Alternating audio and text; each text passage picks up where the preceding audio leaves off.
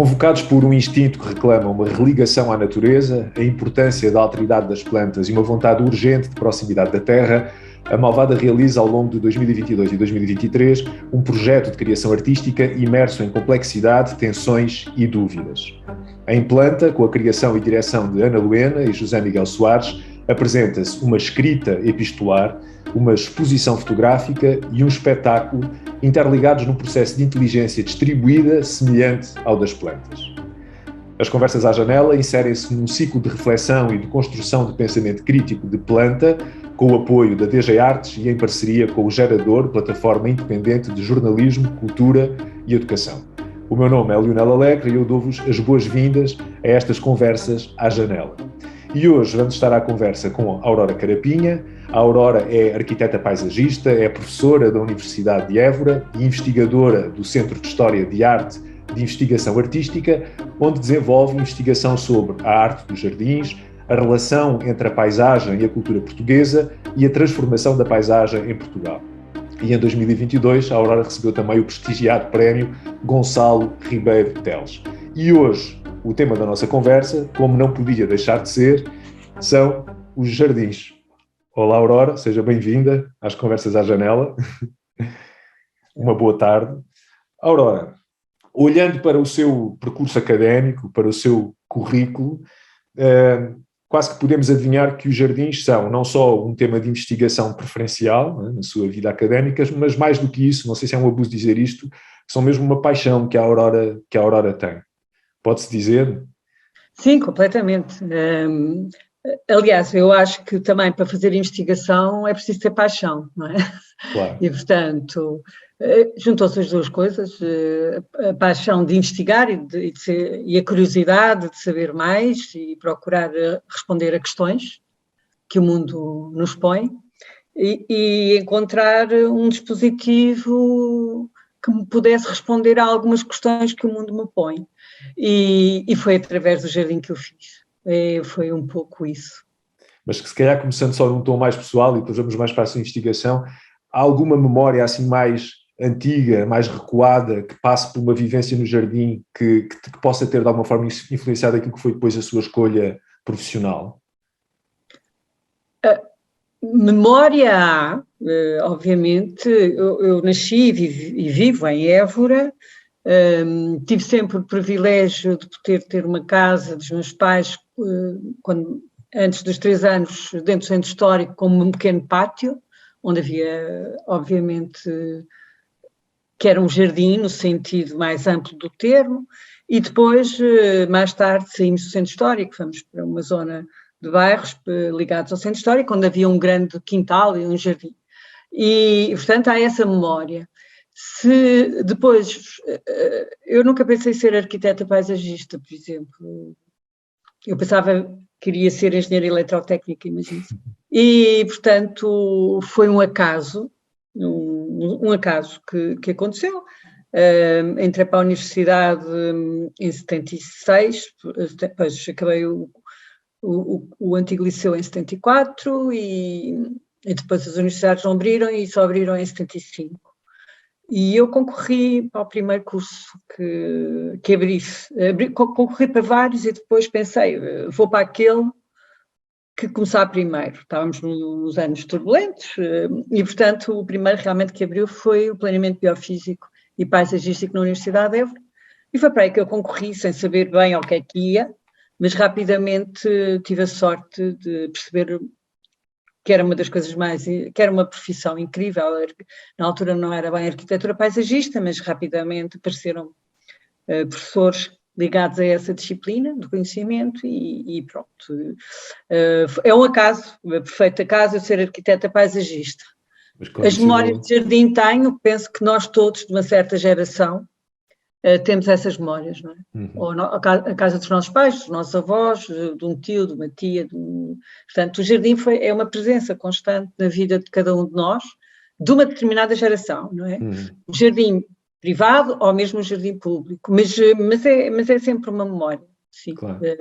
Mas a profissão é um acaso incrível, mas que hoje foi uma sorte. Foi um bom acaso. Quando nós pensamos no jardim, ou alguns de nós pelo menos, o jardim remete-nos para aquela ideia de o jardim aspiracional, não é? Que é o jardim do paraíso, ou o Éden. E seria natural, e muitos de nós pensamos que os jardins que nós construímos, não é? Os jardins reais que nós utilizamos, serão inspirados nesse jardim aspiracional que é o paraíso. Mas parece que foi um bocadinho ao contrário, não é tanto, não são os nossos jardins que foram inspirados no paraíso, mas de alguma forma o próprio paraíso é que foi inspirado nos jardins reais. Isto aconteceu assim, quer-nos contar essa história? A palavra paraíso vem paradeiso, foi usada pela primeira vez por Xenofontes, referindo-se aos jardins de uma região do Éden, o jardim do Éden, o Éden é uma região geográfica que existe, e neste momento terá outro nome, e que tinha uns jardins, uns parques assírios, e que depois deram origem aos parques persas, e isso é uma linhagem, é uma família de jardins, usando aqui a ideia quase da Lourdes Castro, quando ela fala da família dos pintores e das pessoas que a influenciaram. Há aqui uma família de jardins que vão criando essa ideia do jardim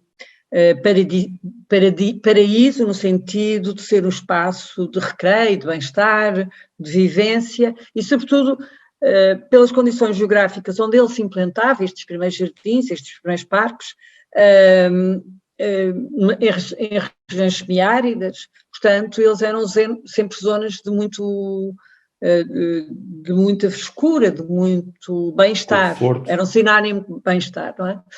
Portanto, é muito interessante nós percebermos que essa realidade de facto existiu e que depois ela vai passar a símbolo e a mito através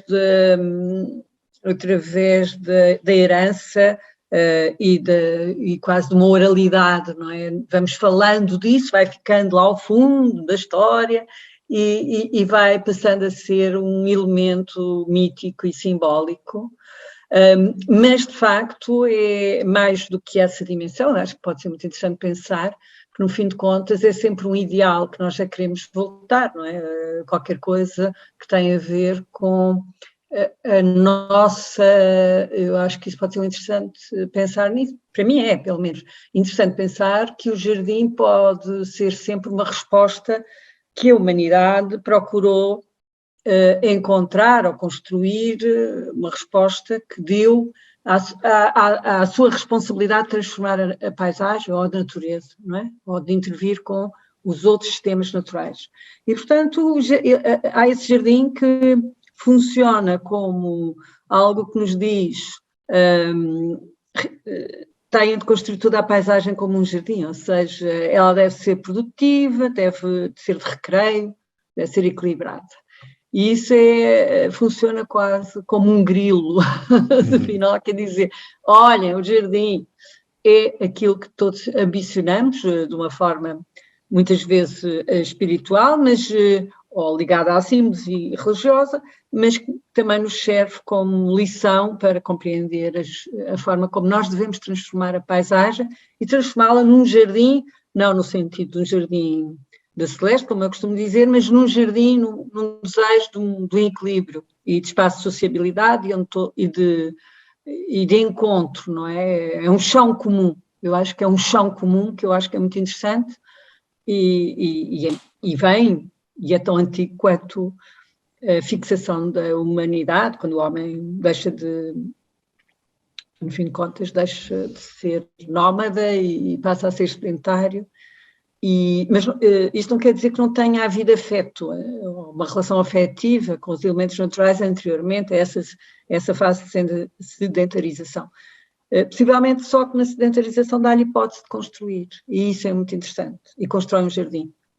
Porque a partir da sedentarização nós passamos a ter imagino eu, não é? um efeito transformador da paisagem maior, não é? Com a agricultura, suponho eu que seja assim, e não sei se eu percebi bem que o jardim é quase como que este exercício de pensar numa realização, numa relação ideal com a natureza, será isso? Este exercício de procurar um espaço de relação ideal com a natureza e também com o outro?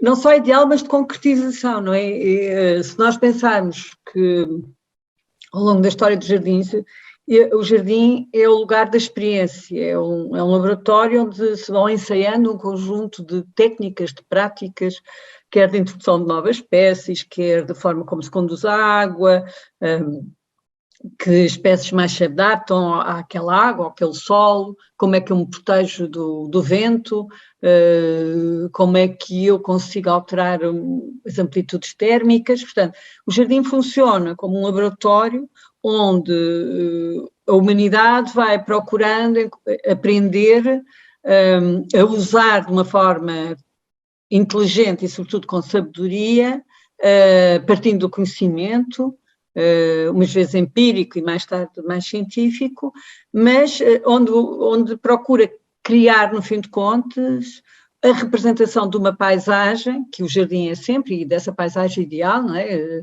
Que é a tal questão, ela é ideal e por isso, felizmente, nunca conseguiremos atingi-la, para podermos estar sempre com este desejo de modificar, mas de modificar bem.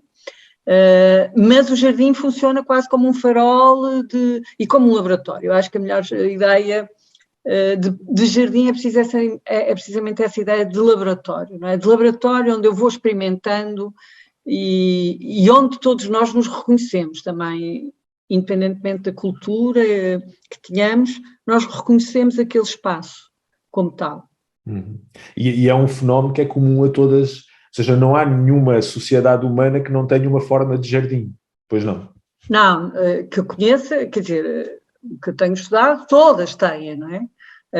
Obviamente que podemos dizer que há umas que se ligam mais à produção desse jardim a partir do conceito das réplicas, da réplica um bocadinho na linha platónica, há outros culturas que se prendem mais a questões não da réplica, mas sim da beleza da própria natureza, portanto quase podemos dizer aqui uma coisa mais aristotélica, mas que depois em diferentes culturas que não sejam da antiguidade clássica europeia, nós encontramos precisamente o mesmo modelo, não é? O jardim é sempre uma construção presente em qualquer cultura, tomando linguagens obviamente diferentes, linguagens formais, de acordo com a situação geográfica, o clima, o solo, mas é sempre um espaço que tem em si a ideia do prazer, não é? A ideia de construir um espaço para o prazer. E isso é muito interessante, não é? É um bocadinho a apologia da inutilidade, não é? As pessoas, não é que não tem utilidade nenhuma, tem imensa utilidade. Porque é muitas vezes nos espaços que não são úteis que podemos encontrar algumas questões não só da quietação, mas também da inquietação, não é? E, portanto, isso é muito interessante. O jardim oferece como um espaço a céu aberto, não é? Que é desenhado por uma questão tão simples quanto o prazer. E esse prazer aqui é polissémico, no sentido que esse prazer pode ser, de facto, um prazer sensitivo, porque eu consigo criar aqui uma espacialidade que me é amena e agradável, mas também há aqui o prazer do encontro, o prazer de me encontrar a mim própria e de perceber a minha dimensão com o mundo. Portanto, há aqui várias dimensões que são muito interessantes. Mas esta ideia, eu não sei como dizer isto em português, mas há uma ideia que em inglês traduz para a palavra restoration, no sentido de quase de irmos ao jardim para nos, não sei como dizer em português, para nos recuperarmos, recriarmos, exatamente, pronto, reposicionarmos. Não é recriar uma só palavra, mas é recriar, no sentido de criar novamente, não é? Mas de uma forma... são lugares fundamentais. Nós, hoje em dia, quase que nos esquecemos que somos naturais, não é? Exato. Praticamente achamos que somos artificiais. E como temos a responsabilidade de contraditar o destino, porque somos produtores de cultura, não é? Essa frase não é minha, mas é de Eduardo Lourenço, que a cultura é um bocadinho contraditar o destino, não é? essa responsabilidade faz com que nós nos esqueçamos muitas vezes da nossa dimensão natural. E o jardim funciona também como o abrigo, chamemos-lhe assim, também tem essa noção de abrigo, o lugar de retorno a esse mundo quase uterino, a essa necessidade que nós temos de ir encontrar novamente a nossa dimensão natural, porque ele é construído essencialmente a partir de sistemas naturais, e por isso é céu aberto, não é? Portanto, ele não é um artifício, é uma construção do homem, mas a partir dos sistemas naturais e com os sistemas naturais, e por isso remete-nos, de facto, para a nossa dimensão natural, que muitas vezes nós nos esquecemos disso. É interessante não perceber. De vez em quando questiono porque é que nós nos esquecemos dessa nossa dimensão natural, que no fim de contas é a nossa essência. O ser humano é ser natural. E de facto a vivência do jardim passa muito quase por nós nos fazermos lembrar a nós próprios disso, não é? Dessa nossa relação com a natureza, não é? De entrarmos dentro da natureza, não é? De estarmos dentro, nunca saímos, na verdade. Nós nunca saímos, mas precisamos muitas vezes lá voltar, não é? Mas sobretudo o que eu acho que o jardim nos dá e que se opõe hoje, quer no mundo urbano, quer sobretudo no mundo urbano, dá-nos os tempos que nós perdemos, não é? Dá-nos a sazonalidade, dá-nos a passagem, a sazonalidade anual, mas também a de cada dia, não é?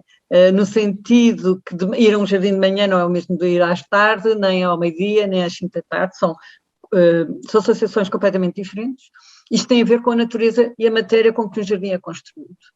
E quem tem o privilégio de ter um jardim, ou quem tem um jardim perto de casa, é muito interessante o sentido da espera, não é? Nós hoje também perdemos o sentido da espera, tem de ser logo a seguir, não é? E a espera é perceber que caíram as folhas, vão aparecer os gomos, este ano está mais tardio, ou o aroma não é tão forte. Portanto, isso repõe-nos um tempo diferente do tempo de todos os dias, não é?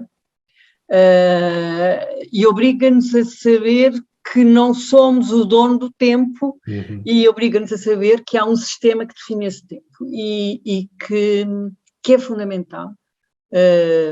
Que é fundamental introduzirmos esse tempo longo, esse tempo que é diferente, é cada segundo, e que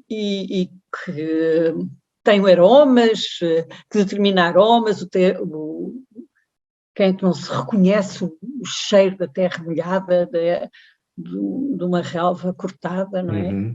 Do jasmim, de uma laranjeira, que estamos aqui agora, as laranjeiras estão no ponto alto do seu aroma, e passear, por exemplo, nas ruas do Centro Histórico de Évora é impressionante a quantidade, o aroma que nós sentimos e não as encontramos, não é? Ou as glicínias, ou o azul deslumbrante dos jacarandás. Portanto, tudo isso nos reposiciona no mundo, eu acho, não é? Ou acordar de manhã e perceber que os pássaros, não é? É porque o jardim não é só, então no contexto urbano da grande metrópole, o jardim não é só para os humanos, é para todos os seres naturais.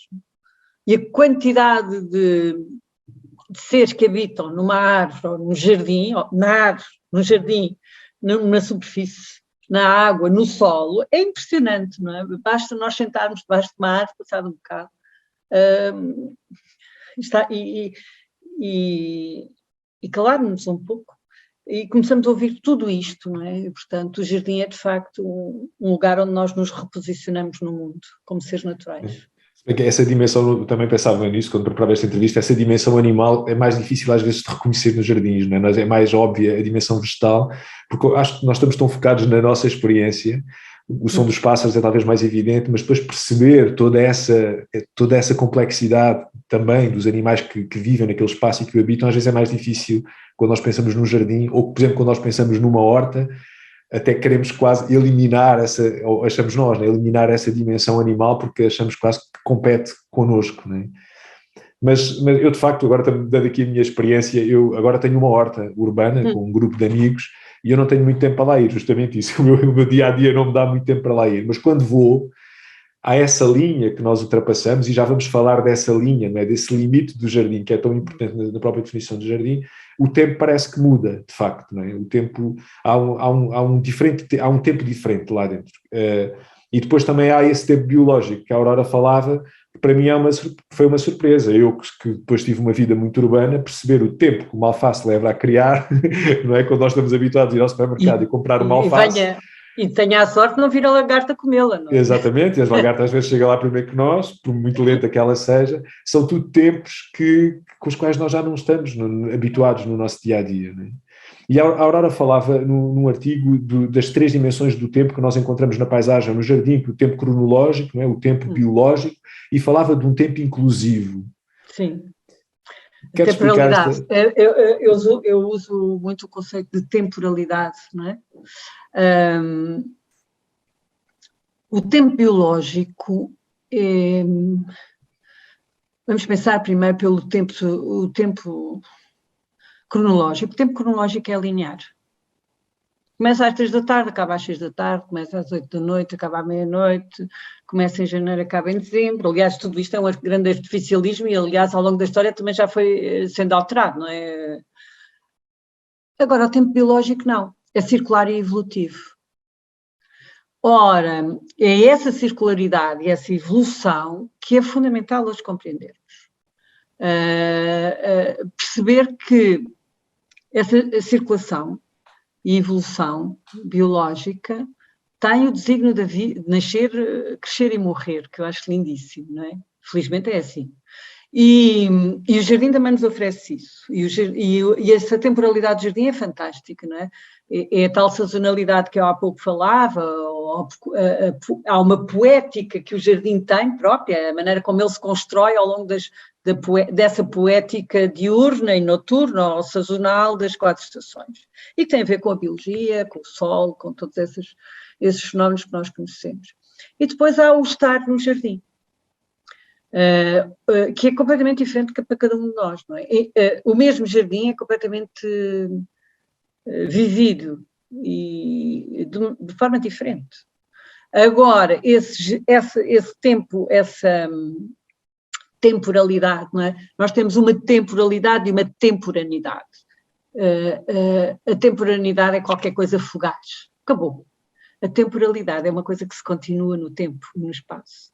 E essa temporalidade inclusiva é estar em, não é? Quase uma coisa heideggeriana, é estar no jardim, estar dentro do jardim, vivenciá-lo, e é o resultado, no fim de contas, do encontro da nossa história cultural, da nossa história natural, com os outros sistemas naturais. Uhum.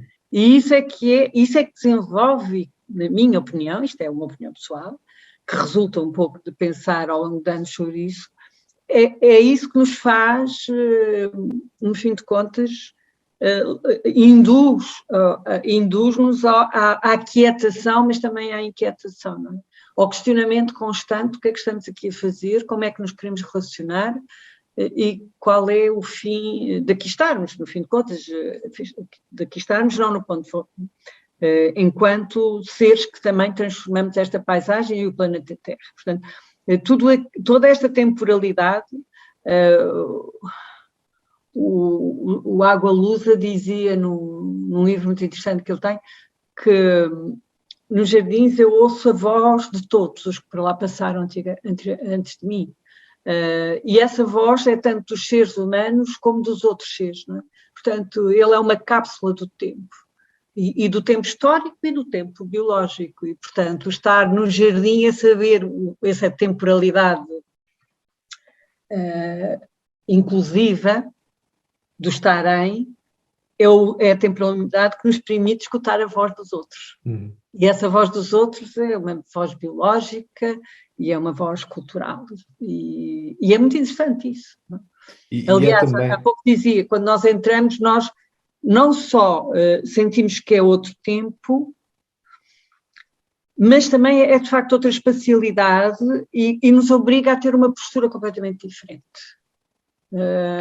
Quer dizer, eu talvez não queria não darei conselho nenhum, cada um fará o que quiser, Mas se entrar no jardim percebe que começa a andar mais devagar, que todo o seu sistema perceptivo se desbloqueia e que há pequenas coisas, que é desde o infinitamente grande até o infinitamente pequeno, nós somos quase obrigados a olhar. Isto é muito interessante.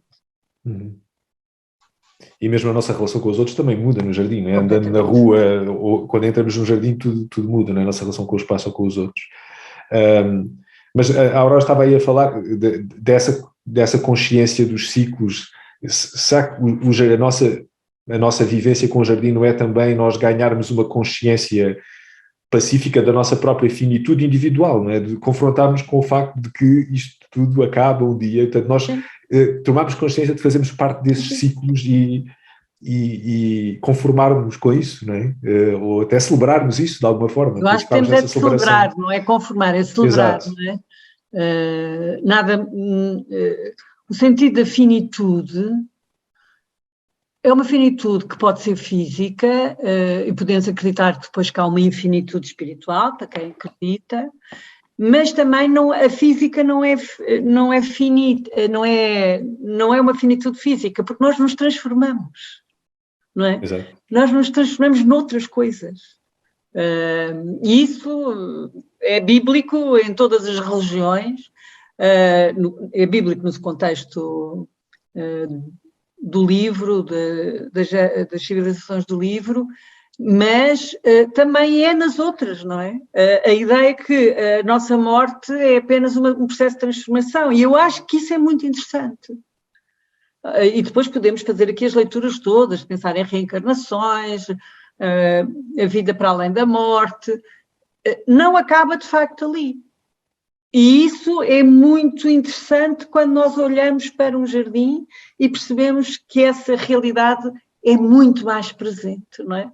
E há uma pintura do Laurent, não sei, agora não lembro se é Laurent, se é Nicolas Poussin, mas também, para o caso não interessa, há uma pintura que é um grupo de pastores que olha para um sarcófago e tem uma legenda em latim, e essa legenda em latim depois é trabalhada por um grande pensador contemporâneo e houve algum tempo uma tradução errada dessa legenda, e esse pensador, Panofsky, dizia, não, a legenda não é como estão a traduzir, é mesmo o que ele traduziu, e segundo vários latinistas ele tem toda a razão, o que aquilo quer dizer é que mesmo no jardim dos bem-aventurados a morte existe.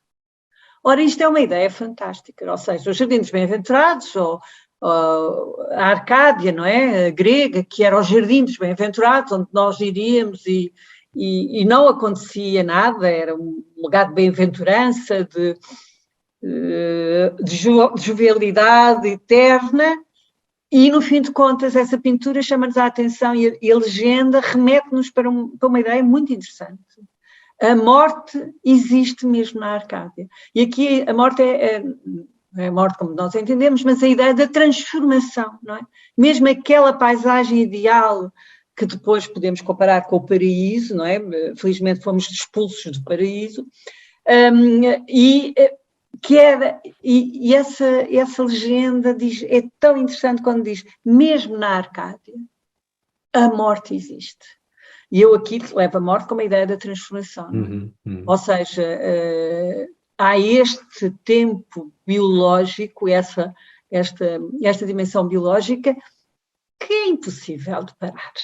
Não existe, faz parte do nosso sistema. Isso é muito bonito. Eu acho que nós somos afastados dessa situação da morte, quer dizer, cada vez mais estamos afastados.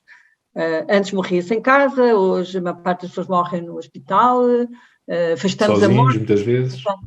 Afastamos a morte do nosso cotidiano, não é? Mas eu acho que até isso o jardim nos ensina, não é?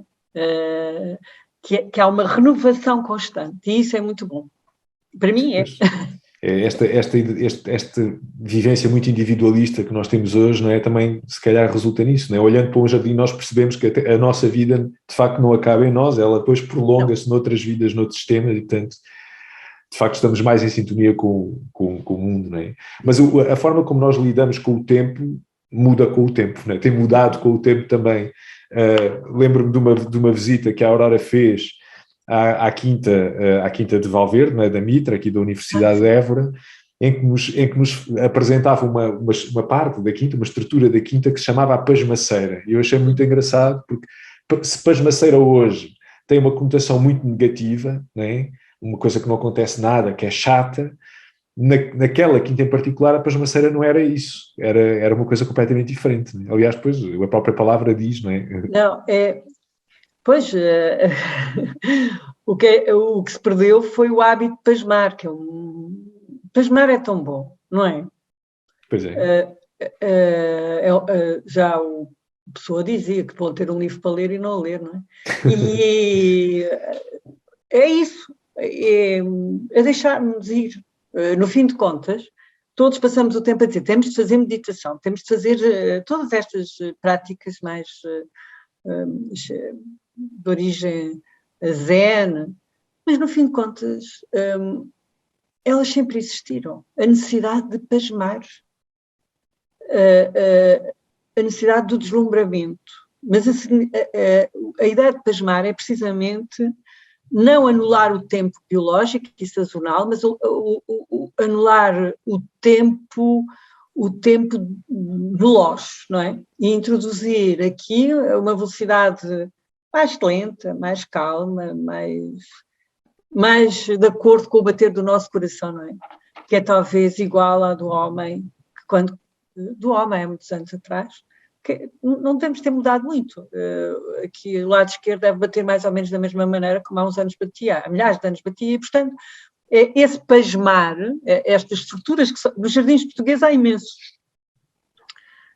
Estruturas que são uns terraços, não é?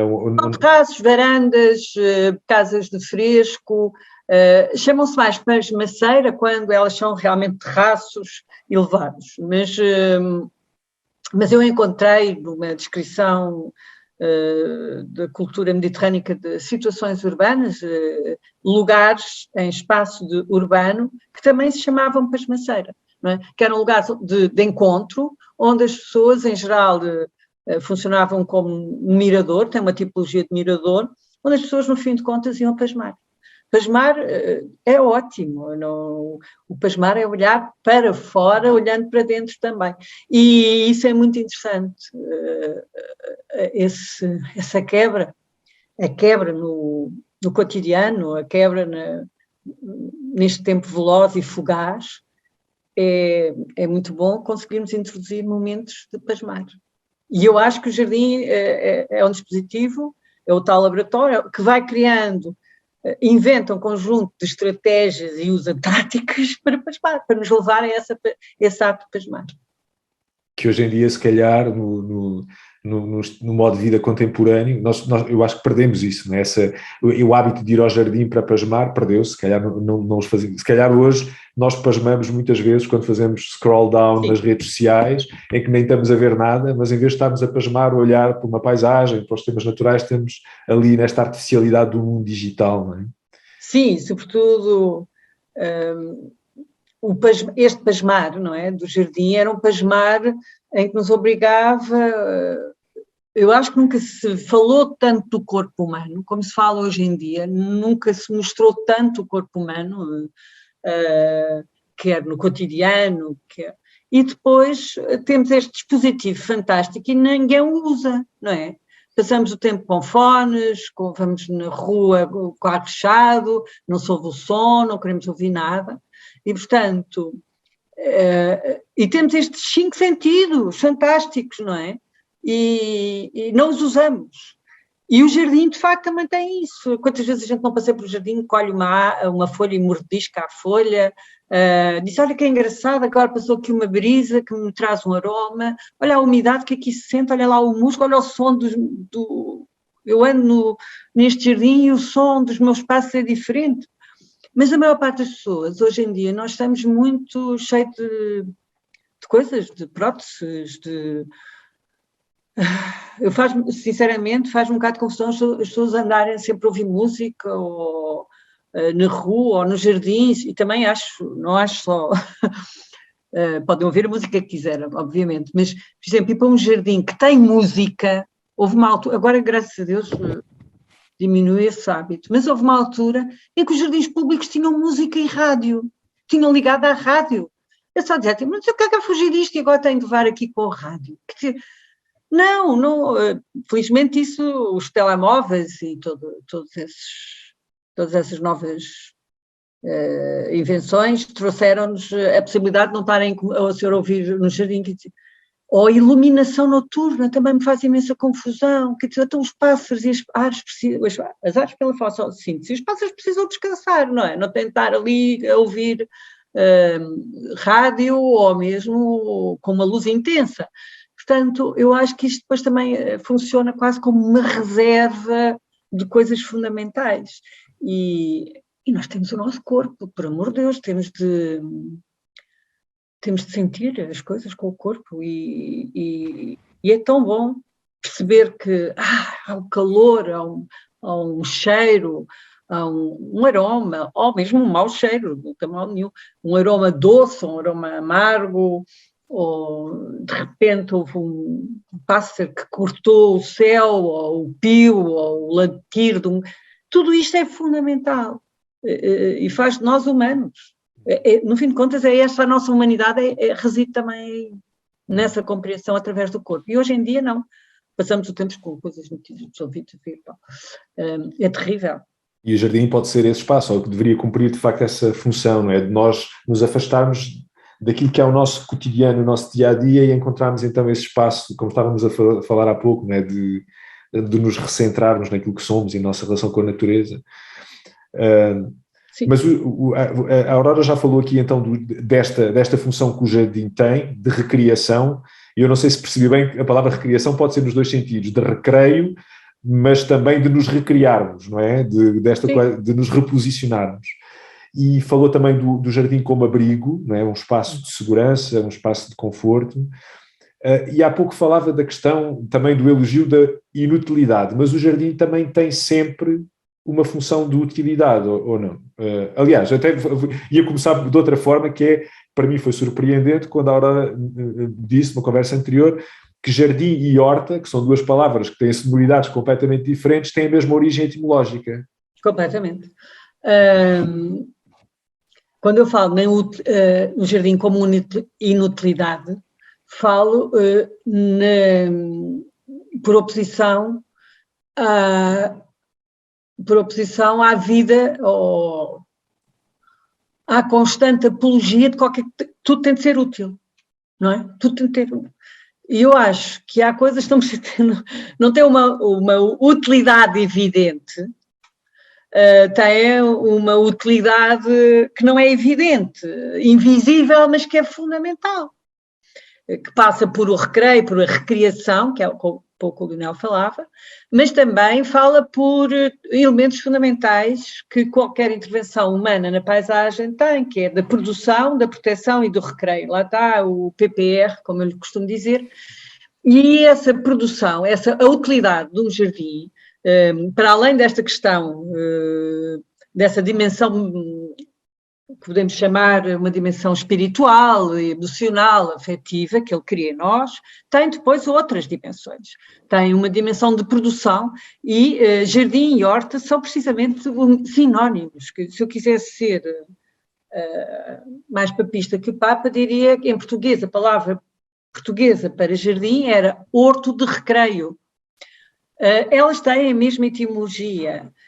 Jardim é um neologismo que chega a Portugal no final do século XV e XVI, início do século XVI, aparece em alguma literatura, sobretudo a nível da poesia, antes, mas muito raramente, e o que se usava, se nós quisermos, quando estudamos jardins, se andarmos à procura da palavra jardim, não encontramos horta, almoinha, horto, vergel. Vergel é mais uma dimensão poética, mas todas elas têm a sua origem na palavra horta, e é muito interessante, e é uma palavra que vem uma raiz indo-europeia, que tem a ideia de gar e gert, o espaço fechado e conversação. Portanto, eu dou sempre este exemplo aos meus alunos, e a palavra jardim é como dizer jardim, é o abajur que, em vez de dizermos quebra-luz, ou envelope, em vez de dizermos sobrescrito. Jardim é as nossas hortas, não é? Portanto, o lado de produção está sempre presente, a maneira como eu vivo e olho, obviamente, para quem, mesmo assim, para quem tem de dar ali a cavar e a tratar da horta, possivelmente não tem não terá o mesmo prazer e a mesma fruição de quem visita a horta, não é? O sentido do ócio, para uns é ócio, outros é negócio, portanto, é a negação do ócio. E, portanto, isso determina que haja, mas mesmo assim, basta perguntarmos às pessoas, elas pasmam nas suas hortas, não é? Quantas vezes a gente não viu as pessoas sentadas à sombra? Há uma relação afetiva que se gera. Podemos dizer que quem constrói uma horta não o faz por uma questão poética, e estou aqui a usá-la no contexto dentro da definição de poética do Humberto Eco, mas sim por outras razões muito práticas e funcionais. Porque tem de pôr um sistema de rega, porque tem uma data de coisas, tem de saber quais são as plantas que se associam àquele solo. Mas nada disso impede que eu não possa viver como jardim. E de facto, os primeiros jardins, aqueles que vieram dar o Jardim do Paraíso, eram hortas, onde havia árvores de fruto. Os jardins egípcios eram hortas. Os jardins da Idade Média portugueses são hortas. Os jardins descritos nos romances são hortas. Depois o jardim adquire quase, aquilo, no fim de contas, uma introdução de um vocábulo novo numa realidade pré-existente. Agora, para além desta função, há uma função determinante nos jardins, que, sobretudo nas grandes metrópoles, ou nas grandes, nós em Évora não sentimos isso, porque temos um centro histórico e depois temos a cidade, para além do centro histórico, temos a cidade mais ou menos dispersa e felizmente temos áreas que eu espero que se mantenham como não construídas, edificadas, mas sim como espaços abertos que podem ser vivenciados como jardins, não sendo jardins, podem ser vivenciados como jardins. O jardim tem esta função fantástica em grandes áreas. Ele pode ser a possibilidade da respiração dos sistemas naturais, não é?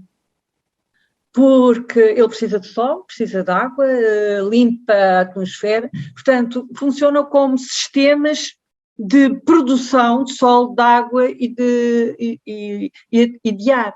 Portanto, para além, pode não ser uma produção de horta, só, quando falamos de produção, não é só de horta. Sempre produtivo. É sempre produtivo. É sempre produtivo e é fundamental hoje em dia. Nós vimos isso após a pandemia, por questões que sabemos todos, mas para além dessa função de nos encontrarmos e de encontrar um espaço de liberdade, havia ali outra função determinante que há e que se perpetua. A capacidade de gerar sistemas que têm a capacidade de absorver água, introduzir água para dentro do solo. Depois há assim umas ideias totós, desculpem a expressão, mas que é os jardins de chuva, são coisas modernices. Todo o jardim absorve, não é? Todo o jardim, se for um jardim verdadeiramente bem feito, é pensado de forma permeável, de maneira que permita a entrada de água para o solo e depois que seja como um reservatório que absorve a água. Depois cria solo. E depois limpa o ar e diminui as amplitudes térmicas. Exato. E, portanto, um jardim não é um jardim só. Não é só. O jardim é muito mais que um jardim naquele conceito que, em geral, as pessoas têm, que é ali uma coleção de plantas, mais ou menos exóticas ou autóctones, e que está ali. Não, o jardim é muito mais que um jardim. Tem esta função toda e de viver melhor a cidade, enquanto comunidade, enquanto população, mas também de vivermos cada um de nós melhores, não é?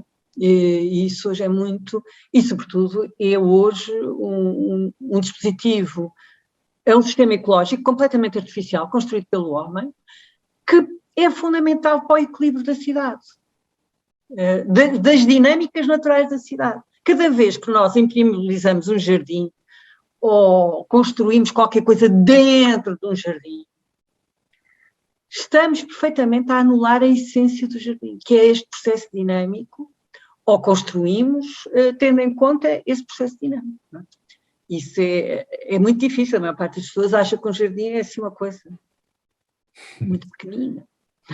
Pequenina ou grande, mas que não tem essas dimensões todas que acabámos agora de falar.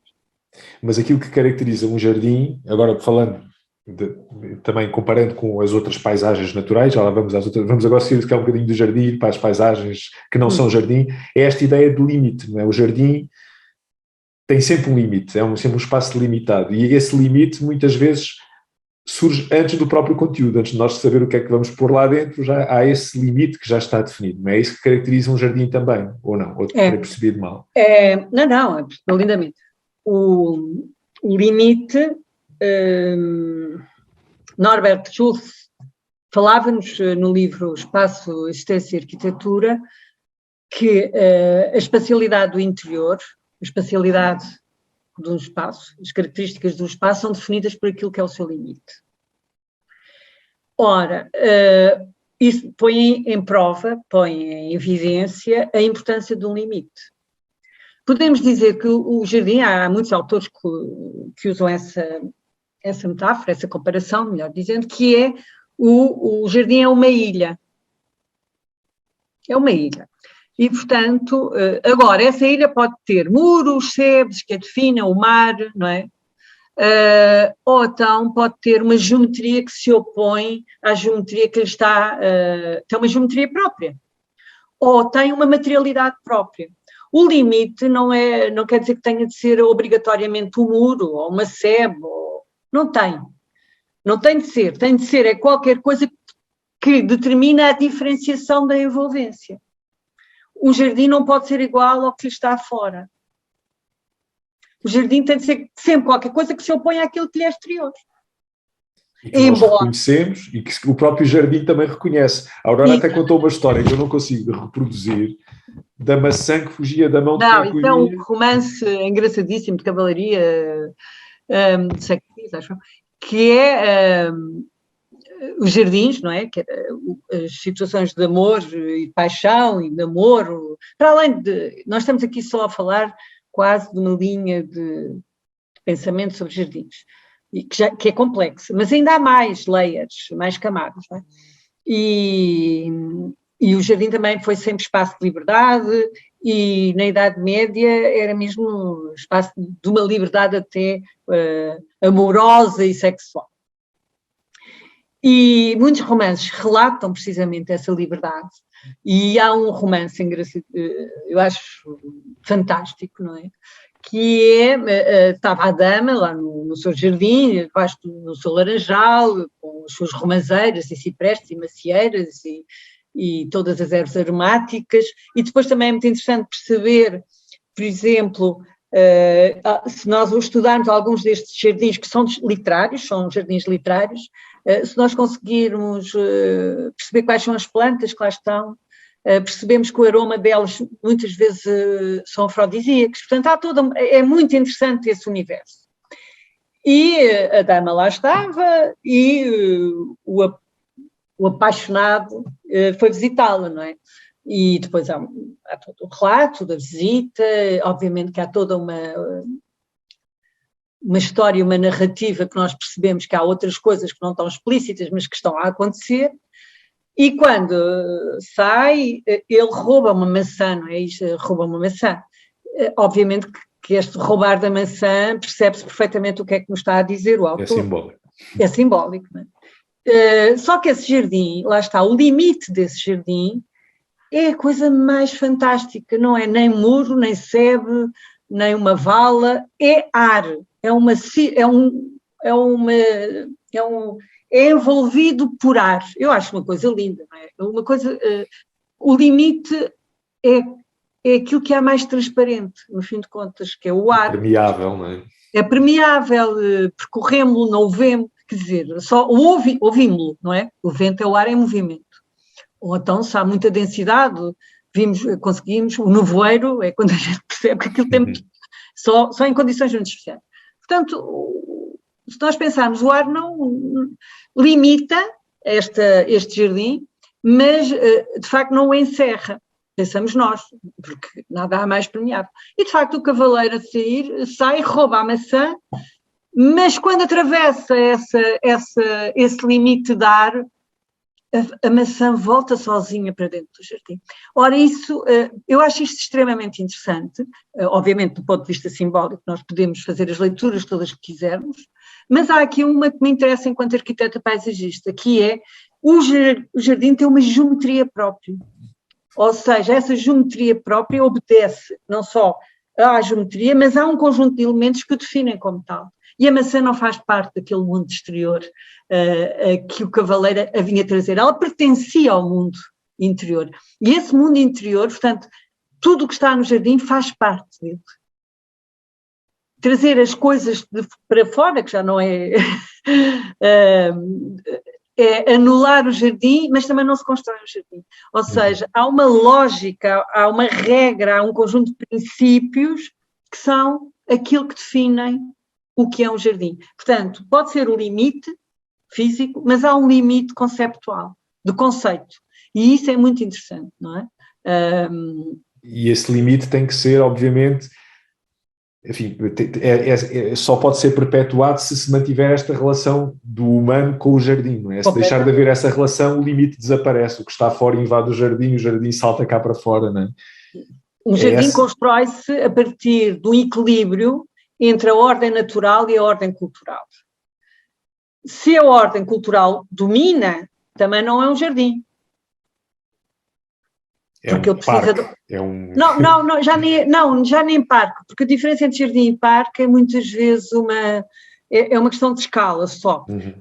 Deixa de ser um jardim, recuou a ordem cultural, a ordem natural toma posse. Se a ordem cultural se impõe de forma muito dramática ou intensa, todos os ciclos dinâmicos e sistemas dinâmicos que deveriam acontecer deixam de existir. E, portanto, a tal tríade proteção, produção e recreio é posta em causa, e então deixa de ser um jardim. E, portanto, é neste equilíbrio que eu acho muito interessante e muito desafiante para os arquitetos paisagistas que nós trabalhamos. É tornar possível um equilíbrio que, a partir da maior parte diz, não, se tem de ser ordem natural e ordem... Não, elas podem existir. E devem existir. E elas existem no jardim e muitas vezes nós, leigos, que não somos arquitetos paisagistas, falamos muito da questão de temos os jardins, não é? Como uma paisagem construída, e depois temos a paisagem natural, que é aquela que existe fora dos jardins, fora das cidades, não é? Mas até o próprio conceito de paisagem natural tem muito que se lhe diga, não é? E a Aurora defende que toda a paisagem é natural e cultural. Agora já saímos do jardim, já estamos... É assim, não é? Toda a paisagem é cultural. Toda a paisagem é cultura. É cultura. Ponto. Toda a paisagem é cultura. Paisagens naturais no planeta Terra, pode haver outras, no planeta Terra, todas as paisagens são construções culturais que podem ser exercícios mentais que resultam de uma interpretação a partir... Eu posso estar a olhar, quer dizer, eu chego à Amazónia ou chego a outro lado qualquer e chamo aquilo uma paisagem, não é? E tenho a mania de chamar paisagem natural. E eu pergunto, então e os índios que lá estão? Também transformam essa paisagem. Eles transformam, não é? Tal qual como outro animal qualquer. Exato. Tem uma maior responsabilidade, não é? Temos aqui uma melhor... o facto de sermos humanos dá-nos uma maior responsabilidade porque temos a capacidade de, com a experiência... e temos a capacidade de guardar memória e associar memórias e com isso produzir conhecimento. E, portanto, sabemos muito bem, se fizermos 2 vezes o mesmo erro, fazemos o erro e repetimos o erro, já é um bocadinho, quer dizer, é um bocado estranho, não é? E, portanto, esse conhecimento obriga-nos a perceber que é da natureza humana, repare, natureza humana, o processo de transformação. Cabe-nos isso. Agora, calhou-nos a nós, dentro do sistema natural, fazer essa transformação, não tem mal nenhum. Qual é o problema? Não tem mal nenhum. Agora, os outros animais também o fazem, as plantas. Os outros também o fazem. Agora, sabem que se não o fizerem bem feito, podem ser extintos, não é? Agora, nós, se esquecermos, lá está, as questões que eu há pouco apontava e que no jardim devem ser postas como princípios de construção, porque o jardim, no fim de contas, é a representação da tal paisagem que todos queremos lá chegar. A paisagem é uma construção cultural. Se não fosse assim, repare, o próprio termo paisagem aparece de forma também mais divulgada, praticamente na mesma altura do jardim. E isso quase que nos levaria a pensar, então antes não havia paisagem? Não, havia. A paisagem é um termo, é o reconhecimento de determinadas características de uma região, de um espaço, de um lugar, onde eu estabeleci relações afetivas. E as relações afetivas, económicas, um conjunto de relações, onde a humanidade estabeleceu um conjunto de relações. E, portanto, passou a ser uma paisagem.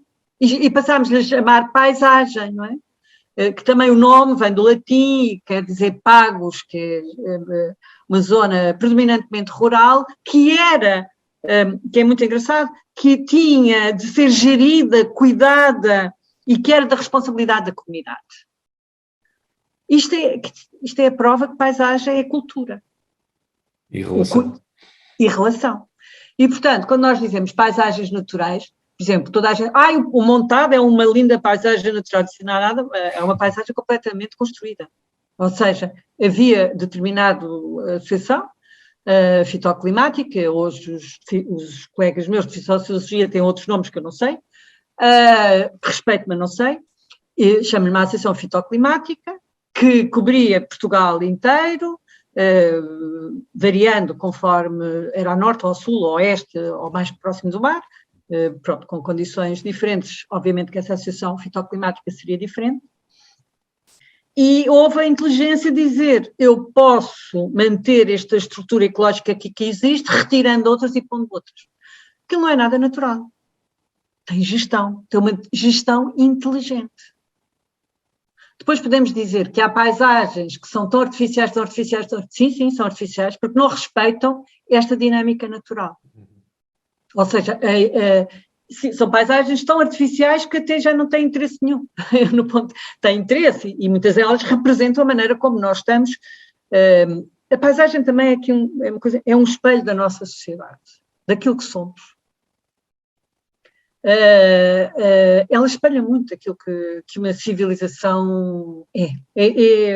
Há um fresco que é mencionado por todos nós, que costumamos, o de Ribartelos mencionava ao imenso, foi com ele que aprendi, mas já percebi que há outras pessoas também o usavam, que é do Ambrósio Lorenzetti, que é o bom e o mau governo. O bom governo é uma paisagem toda ordenada, toda uma representação a fresco, muito bonita, toda onde o senhor sai da cidade e tem o campo todo cheio de vida, e o mau governo faz-nos lembrar um bocadinho as nossas paisagens, infelizmente, do Pinhal interior. É uma paisagem completamente ardida. Isto põe-nos a questão muito bem, quer dizer, a gestão destas paisagens, a existência dessas paisagens, depende de uma gestão inteligente dessa mesma paisagem. E o bom governo era dado por uma representação da paisagem bem gerida, onde toda a gente era feliz, e obviamente que é uma representação, e depois o mau governo era uma paisagem toda ardida. Ora, isto diz muito, as nossas paisagens não ardem por causa das alterações climáticas, ardem sobretudo pelo mau governo, mas também não é a culpa dos eucaliptos ou dos pinheiros, é a culpa de anos e anos de disparates. Não são as aves que têm a culpa, é a forma como quem tem a responsabilidade de gerir essa paisagem, quer seja a administração central, quer seja a administração local, muitas vezes olhou para o que estava a dar economicamente e anulou toda a estrutura ecológica. e os fundos de fertilidade, primeiro com as barragens, depois com plantações abusivas que não respeitaram as diferentes pregas que uma paisagem tem, sociais, culturais e ecológicas. E, portanto, é um mau governo, no fim de contas. Mas a paisagem é uma construção cultural completa. Mas que, de facto, seja na construção do jardim, ou seja, enfim, numa paisagem mais que não um jardim, começa sempre por aí, não é? Tem que começar sempre por... É sempre a natureza que dita, começa por ditar, não é? Como é que, ou deve ser sempre a natureza que começa por ditar como é que essa paisagem, ou esse jardim se desenvolve, não é? É sempre o curso d'água, o relevo, a geologia que deve... É compreender os outros sistemas naturais. Exato. E não compreendê-los isoladamente. Porque o problema muitas vezes, quando se fala hoje temos imensa gente que fala de paisagem, não é? Uns falam da biologia, é bom, mas agora o que me interessa é perceber como é que esses sistemas todos se relacionam entre eles, porque a paisagem é a configuração desse sistema. Um estudioso da ecologia da paisagem, já um clássico, dizia que o que nós vemos é o fenossistema, que resulta das relações do criptossistema. Quer dizer, há um conjunto de relações sociais, culturais, económicas, ecológicas, que configuram aquela paisagem. E nós temos de entendê-las não separadamente, mas na sua relação. Eu costumo dizer aos meus alunos, há vários sistemas que estão em camadas diferentes, mas o que me interessa é o que está entre os sistemas que determina a sua relação. Isso é que é extremamente interessante. E a multi e a trans e essas coisas todas que se usam agora muito, só são reais se nós percebermos que não é cada um estudar o seu sistema, mas sim a forma como eles se relacionam entre eles. Obviamente que num mundo cada vez mais individualista, em que a visão da ciência é cada vez mais fechada, este sistema, este pensamento complexo e sistémico, que não é nosso, não é de agora, não são os arquitetos paisagistas que o têm. Edgar Morin já falava nele e outros, muitos outros. E agora é esta complexidade que temos de retomá-la. E não se pode encontrar situações simples, as respostas serão tão complexas como o próprio sistema, não é? Eu digo sempre aos meus alunos, meus amigos, nós, arquitetos paisagistas, não estamos na idade dos porquês, sempre, mas porque é que é assim e nunca é o, é sempre i. É isto e mais isto e mais isto e mais isto. Eu acho que devo ter usado pouco a expressão o nesta nossa conversa, não? Ou é isto, não, é i. É isto e mais isto e mais isto. E a maneira como todas estas sistemas se relacionam é que é muito interessante. E eu acho que estamos num tempo, hoje em dia, por todas as questões que estamos a atravessar, que é assustador, mas ao mesmo tempo é um privilégio, porque nos questiona, não é? Questiona-nos imenso e diz o que é que fizemos mal, o que é que podemos mudar. E todas estas situações requerem respostas complexas e não lineares. Então, eu não sei, então eu agora também vou para uma última pergunta, porque depois vamos ter que fechar. Não sei se é possível, justamente por causa disso, por causa da complexidade da questão, se é possível responder. Mas ia perguntar justamente no momento em que nós vivemos hoje, não é? Com este consumismo acelerado, com a saída cada vez mais dos ambientes rurais para as grandes cidades, a nossa vida acelerada, as nossas experiências e as nossas relações cada vez mais a transferirem-se para o mundo digital. Como é que vê hoje a nossa relação, digamos aqui no nosso mundo ocidental onde nós estamos hoje, com a paisagem, com os jardins, e como é que imagina, por exemplo, que serão os jardins daqui a 50 ou 100 anos, ou eles serão iguais, ou eles são por natureza estruturas conservadoras e não serão muito diferentes do que são hoje e foram no passado? Começando pelo fim. Os jardins evoluem imenso. O desenho dos jardins evolui, não é? Eles têm, o equilíbrio entre a ordem natural e a ordem cultural é o que eles são. A ordem cultural a ordem natural vai tendo lá o seu ciclo evolutivo que nós temos de receber. A ordem cultural depende de muitos fatores, do tempo, da economia, da sociologia. Portanto, por isso é que nós falamos do Jardim do Renascimento, do Barroco, da Idade Média, havendo sempre um conceito maior, que é o conceito de jardim, que depois se pode. Não é? Agora, também é muito interessante que o jardim respondeu sempre às grandes questões sociais. Sempre, na Idade Média, no Renascimento, sociais e filosóficas e do conhecimento, em geral. Se nós olharmos, eu não lhe posso dizer o que é que será o jardim daqui a 100 anos. De certeza que não é igual a este. Mas responderá certamente às necessidades daqui a 100 anos. Agora, posso dizer já que basta fazermos exercícios. O que é para nós hoje uma paisagem ideal? E a resposta que encontramos para essa paisagem ideal será possivelmente a ideia do que o jardim pode vir a ser. Quando há pouco falávamos as hortas, não é? Há hortas urbanas. Nos anos 70 e 80, ninguém o ouviu, coitado, mas já Ribartelos tinha pensado uma horta urbana para Algés. Agora está lá um conjunto de apartamentos que foram logo construídos, a horta desapareceu. Mas ele previa que isso ia acontecer. Hoje todos estamos a falar de hortas urbanas.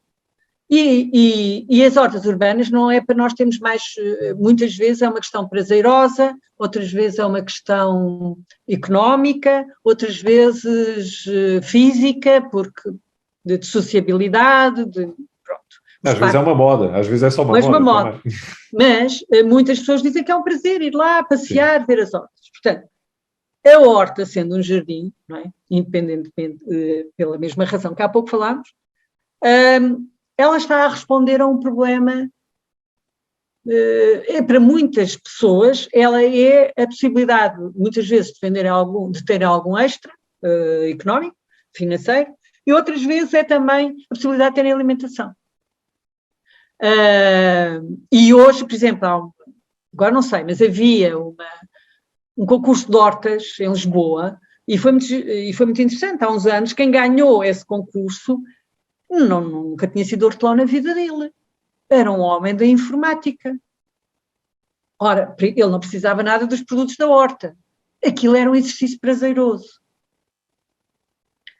Quando nós hoje olhamos para alguns desenhos, por exemplo, há uns anos atrás, Alexandre Chimitov, um urbanista, arquiteto, paisagista francês, muito conhecido, agora ganhou também com o Carril da Graça, acho que para a Suíça, o plano diretor da Suíça, penso eu, não sei. Ganhou um concurso em que um grande parque era um campo de milho que entrava por Paris adentro. Se nós formos ver os últimos concursos no contexto europeu, internacional, do mundo ocidental, vamos pensar do mundo ocidental, norte do Equador. Mundo ocidental, norte do Equador, porque isto também é um discurso que estamos a fazer muito ocidental. É difícil, claro, termos essa consciência. Sim. Mas hoje, a maior parte dos concursos internacionais são, por exemplo, o Aterro de Nova Iorque, é quase um grande parque urbano de Nova Iorque, era o Aterro da cidade de Nova Iorque, foi transformado em parque urbano, ainda está em construção. Não se constroem estas coisas de um dia para o outro. É um enorme lago, que parece até um lago natural, com toda uma... Porquê? Porque as pessoas estão cansadas, querem esse retorno, não é? É a nostalgia da ruralidade, talvez. É a nostalgia da ruralidade, de espaços ditos naturais, no fim de contas, e o jardim tem de responder a cada uma dessas, porque senão estamos, tal e qual, não tem sentido nenhum a pedirem para eu desenhar um jardim da Idade Média. Eu não sou uma mulher da Idade Média, não percebo nada, sei algumas coisas, mas não vivi na Idade Média. E, portanto, se o jardim é uma construção cultural, ele tem de representar. Não era a Aurora que dizia que, não sei se li no artigo seu, quando se pede para construir hoje um jardim histórico, a Aurora dizia, eu achava que era o tempo de construir um jardim histórico. Exatamente. Não é um arquiteto, não é? Não, de certeza, quer dizer, mas há quem construa jardins históricos, o que é uma coisa que me põe doente, não é? Porque o tempo é que constrói essa dimensão histórica. Agora, eu percebo que se possa haver feiras, não é? Como eram, será, algumas exposições efêmeras, espero eu, que façam o que é o Jardim da Idade Média, para as pessoas aprenderem, também não tem mal nenhum, atenção, não tenho nada contra. Não podem pedir que eu faça um Jardim da Idade Média, nem do Renascimento, nem do século XX, porque já estamos no XXI e já estamos em 22 do XXI e o mundo mudou nos últimos 60 dias. Claro, sim. E, portanto, o jardim tem de responder a estas questões. E, portanto, eu não sei qual é o jardim daqui a 100 anos, sei que não é igual. Ou se for igual, então a Terra parou, não é? Parou, caímos todos. Quando isto parar, caímos todos ao vazio, a um buraco negro. E sabemos que ela não vai parar. Ela não vai parar e, portanto, o jardim tem de responder ao cotidiano das pessoas, da vida, das questões ecológicas e mais uma vez, isto reforça o que há pouco falávamos, a paisagem é cultural, por isso a paisagem ideal também é uma construção mental e, portanto, o jardim, sendo a representação dessa, também tem de ser. Não é? Hoje fala-se dos banhos da floresta, os banhos do não sei o quê, o retorno. É natural que assim seja. Porque o artificialismo ocupa-nos tanto a vida, encheu-nos e preencheu-nos tanto os nossos cotidianos, que essa procura constante de uma liberdade que a natureza e as suas formas dão, quase que se tornou um imperativo. E o jardim tem de perceber isso, não é? Embora, pronto, também se diga, muitas vezes esta ideia é muito difícil, porque quem nos pede autarquias, tutela, administração central, de vez em quando eu até fico parvo, mas o que é isto? Agora no século XXI, no século 22 anos depois já, ainda andamos nessa, mas muitas vezes andamos, não é? E agora, esta é mesmo a última pergunta, falando não dos jardins, mas da paisagem. No outro dia ia para a estrada, aqui no Alentejo, e olhei à minha volta e hoje em dia as paisagens estão todas muito cercadas, não é? Está tudo muito cheio de cercas. Eu lembro quando eu era criança e tinha um cão e ia passear o cão para o campo, era muito fácil encontrar um sítio no campo onde ir passear o cão. E à medida que o cão ia envelhecendo e eu também, tornou-se cada vez mais difícil de encontrar espaços para ir passear. E nesse dia, por acaso, ia de carro e olhei para uma dessas cercas, não é? Dessas cercas que se vê muito no Alentejo, com um cadeado naqueles portões, e fui assim invadido por uma sensação estranha de como é que eu percebo que é necessário proteger a propriedade, mas como é que nós pomos um cadeado numa paisagem que devia, pergunto eu, se não devia ser também um bocadinho propriedade de nós todos? Como é que a Aurora interpreta isto, e o acesso à paisagem, como é que ele é hoje, como é que ele deveria ser, idealmente também, num contexto como o nosso? Eu percebo o que me está a dizer, mas a paisagem economicamente também se transformou. E, possivelmente, quando passeava, não sei qual era a paisagem, que região era. Era aqui em Évora. Aqui, pronto. Mas possivelmente eram trigos, eram searas. Possivelmente, sim. Pois. Ou estavam em pousio. Hoje, muitas dessas paisagens, por razões várias, a paisagem sem economia também não existe, portanto é preciso perceber que a economia é determinante. A paisagem tem de ser, muitas vezes, cercada porque passou a paisagens de pastoreio sem pastor. E, portanto, muitas vezes, basta-se pensar que há vacas, elas, em princípio, não são taurinas, mas muitas vezes vêm direito a nós. Sim. E, portanto, eu conheço sítios em que se pede ao proprietário, ele diz, olha, podem ir para aquela, porque não está lá o gado. Eu costumo fazer visitas até com os meus alunos e tenho de sempre perguntar, eles não me dizem que não, eles dizem-me que sim, só que tenho de ir para determinados sítios, não é? Muitas vezes diz, olha, podes ir porque não há vitelos, só há vacas, não há vitelos, não tens problema nenhum. Depois também é verdade que cada um de nós também, não é só o proprietário que é o dono e que tem todo o direito, mas também não fechamos as cancelas muitas vezes, não é? E depois é uma chatice,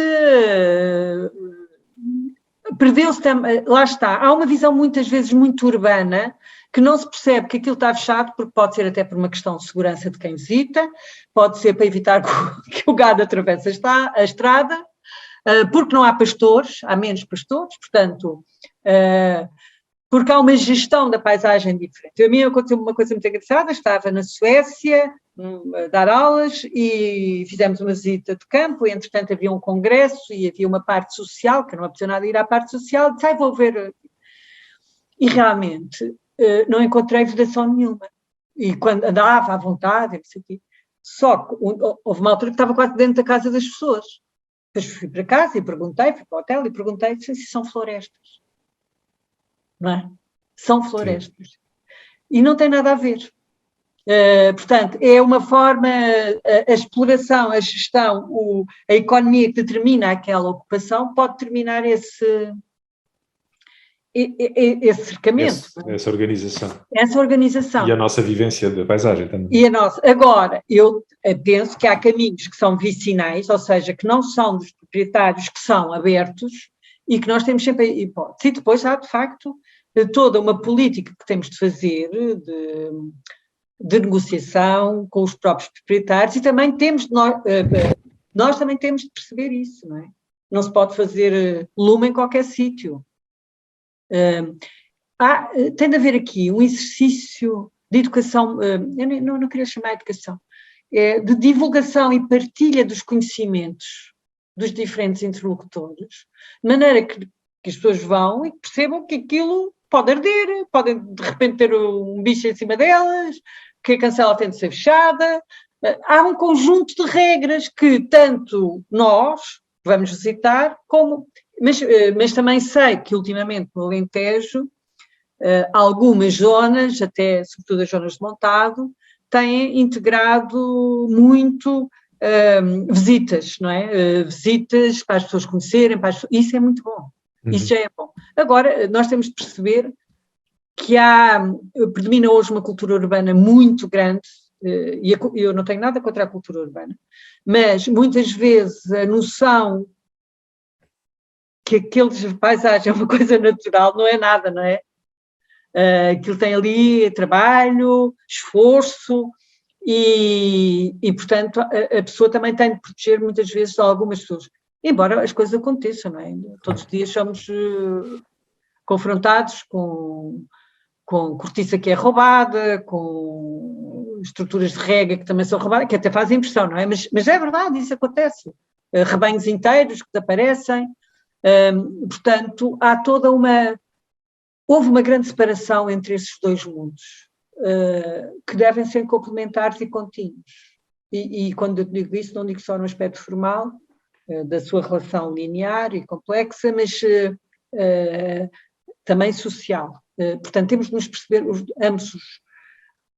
ambos os lados, temos de ter a noção que quem tem pode mostrar e deve mostrar, e quem visita também tem de ter regras de visita, porque senão é impossível, não é? Muito bem, então fica aqui agora o desafio, né, para que nós todos começamos a usar mais as nossas paisagens com esse respeito, não é, com esse respeito por todos esses processos, também usar mais os nossos jardins e vamos ter mesmo de terminar esta conversa, porque isto a gente ia por aqui sem parar durante muitas horas. Queria-lhe agradecer à Aurora este passeio pelos jardins e pelas paisagens, muito obrigado. E esta foi uma das 5 conversas à janela do projeto Planta, da autoria da Malvada. Vamos ter mais outras 4 que não devem perder, sobre os temas paisagens transgénicas, pensamento utópico, abnegação e extrativismo e espaço comunicativo de eventuais relações. Nós encontramos em breve, nesta mesma janela digital, mas com outras conversas. Obrigado, Aurora. Eu é que agradeço o convite, foi um prazer. Muito obrigada.